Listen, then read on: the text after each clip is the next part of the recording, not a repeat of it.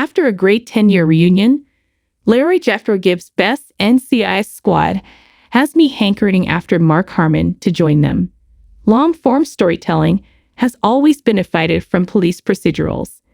This group includes some of the longest-running scripted shows, such as NCIS, which is set to begin its 22nd season.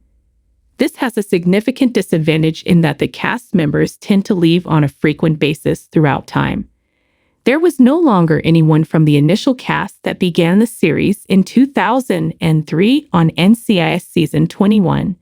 Still, the show manages to survive somehow. Indeed, NCIS has managed to hold onto its appeal. Even while I enjoy the interaction amongst Alden Parker's squad, I would be lying if I claimed I haven't watched the show from its inception. While I think Carrie Cole is an excellent major case response team, NCRT leader, there are moments when I miss the more somber and reserved manner in which Larry Jeffro Gibbs handled his work. I also realized that the individuals under Gibbs' supervision determined how effective he was. Even though he led several teams, there is only one lineup that is thought to be the finest on NCIS. Sean Murray, Michael Weatherly, and Cote DePablo got together for a reunion for the first time in 10 years. Before DePablo left the program in Season 11, they were the longest-serving members of the NCIS main cast, portraying Tim McGee, Tony DiNazzo, and Ziva David. She did make a cameo in Season 17 as Ziva on a farewell mission with Gibbs, but Tony had already left the program by then. Weatherly didn't return as Tony for Ducky Mallard's memorial episode until NCIS Season 21, and even then, it was without her. Though he was watching the screen separately, McGee was with them. McGee's participation in the Off-Duty and NCIS Rewatch podcast represents their first trio reunion in 10 years due to scheduling conflicts. They talked about their individual and group experiences on the show, which brought back memories of their time in the Navy Yard bullpen for me. The podcast outing serves as a reminder of how amazing the gang is together, even though they reunited as their true selves rather than their personas.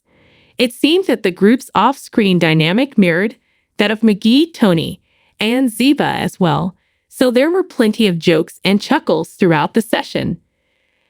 I regret not having Harmon there to sit with Murray, Weatherly, and DePablo, as McGee, Tony, and Ziva were NCIS core agents for all the years they worked under Gibbs. Harmon and Gibbs were engaged in many of the stories that the three discussed on the aforementioned Off-Duty and NCIS Rewatch episode, so he wouldn't have felt uncomfortable throughout the entire exchange. Rather, he could have shared his knowledge and viewpoint about these recollections and his experiences as the chief of this little but cherished community. It would have been fascinating to hear Harmon's viewpoint on Murray, Weatherly, and DePablo. Weatherly was the lone member of the original Gibbs team, so maybe the veteran actor might talk about what he thought when McGee and Ziva were added to the MCRT by NCIS.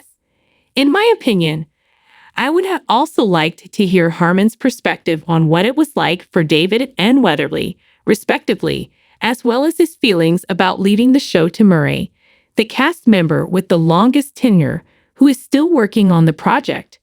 Harmon is scheduled to make a comeback to the world in NCIS Origins, a prequel that explores Gibbs' early years in the agency, a few years after he departed the flagship series.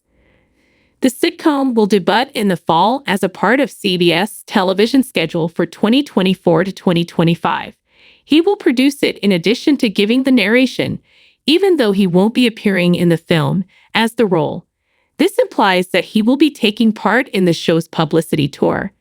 Harmon's appearance on the Off-Duty and NCIS Rewatch podcast is, in my opinion, one of the best ways to promote the series.